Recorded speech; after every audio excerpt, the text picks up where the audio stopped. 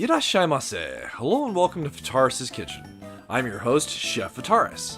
It's time once again for Shoot 'em Up Saturday, and on the menu this Saturday we have Terror Squid, a game where you build your own bullet hell.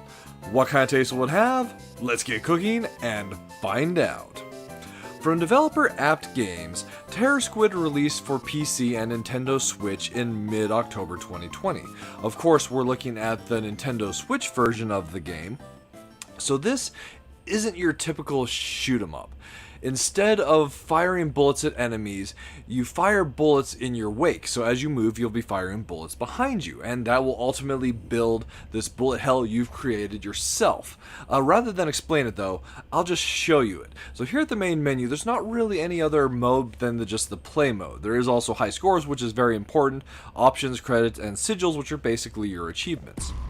Starting the game, we're dropped onto the sphere and right away we begin moving. You can't control whether or not you're going forward, you will always be moving forward, but what we can control is the movement around the sphere, rather which direction we're facing.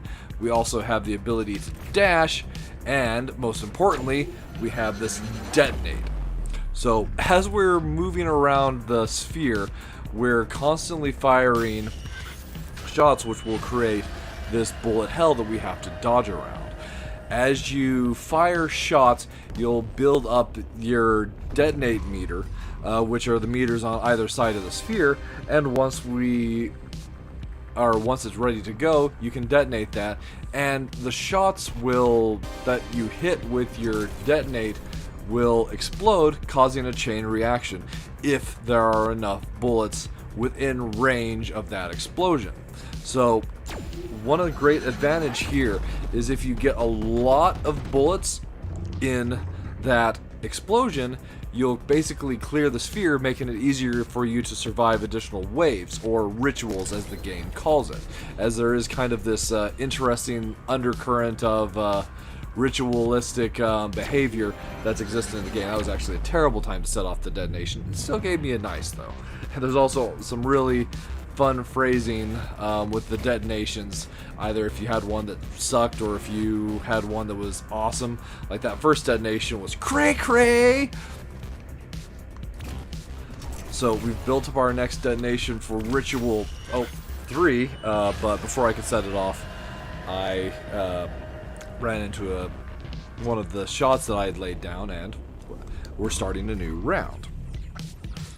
So as I was mentioning, this game has some really interesting story or backstory to it. It's basically kind of putting the Terror Squid as this challenge slash almost demonic ritual, and I kind of like a little bit of what they're trying to go with there.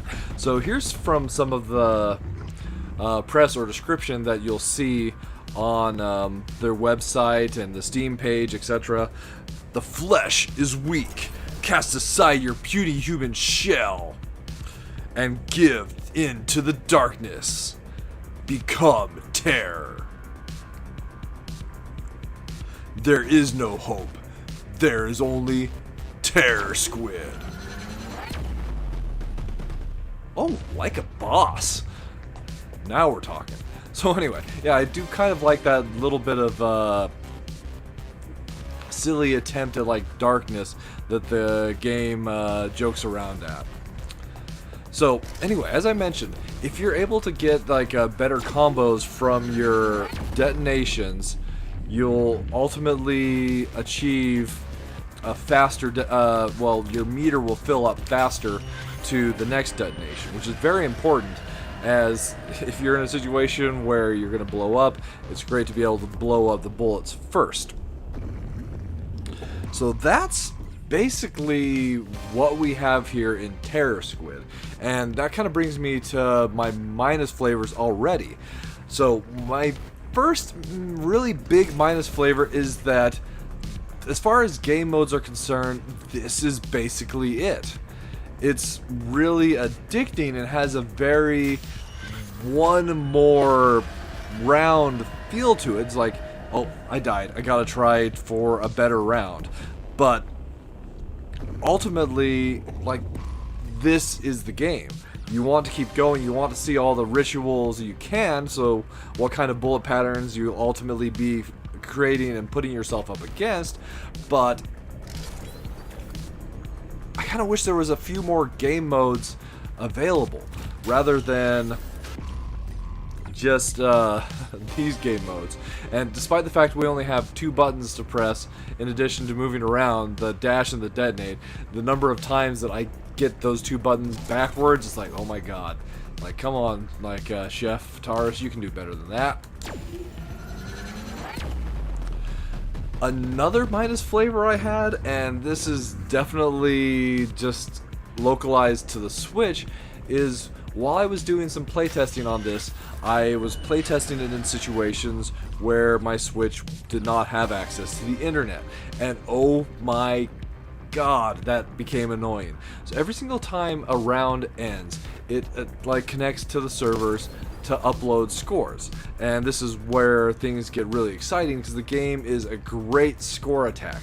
And the scores are based off of how long you survive. So the longer you survive, the better your placement on the leaderboards will be.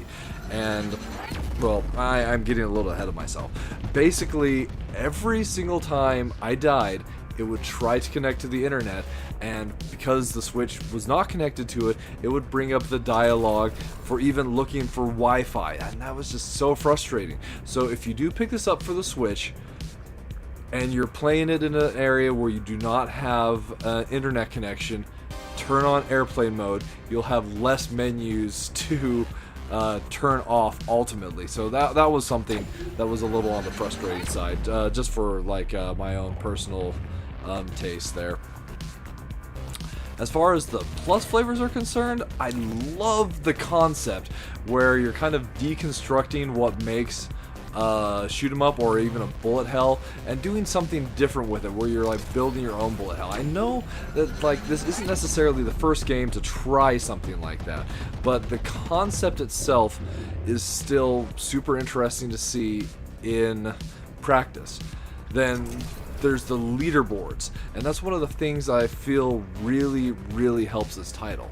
So you've got 3 different levels of leaderboards. You've got a daily leaderboard, so one that updates on the daily, so you can kind of compare yourself to those that are actively playing the game. There's also a weekly leaderboard and the all-time leaderboard. Holy, yep, well, this is a good run. So as we see, we made it up to Ritual 5. Ritual 5 is a weird one. You build up your meter super fast in this one. I don't know why. Maybe it's just because of how successful the previous ones are. We want to pick a really good spot to detonate, and even still, the bullets are just spaced just far enough apart that it doesn't really clear a whole lot, and I miss those. It's always... well, not always, but so often it's not, alright, that's my new all-time high. That's like something to get stoked about. So it's not the bullets that are from your current ritual that usually kill you in my practice. It's ones that you've like left from previous rituals that didn't get blown up. Anyway, the leaderboards are a huge reason to pick up and play this game. And then, like, lastly, it's also like a really, like, the vector graphics aesthetic that it has is something that's really pleasing. So the whole package for me comes across as something that's challenging, but also almost like a Zen meditative state where you kind of just get in the zone and you're just like building these constructs that will score you the highest points, or rather like allow you to survive for the longest period of time and also get the most points. It's really gratifying that way.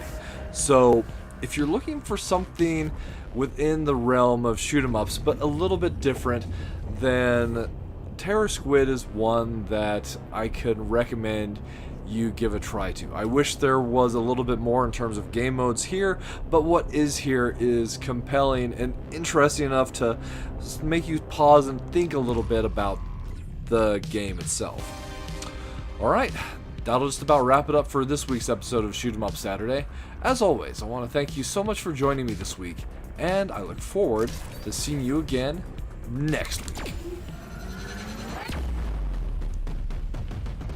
Like a boss.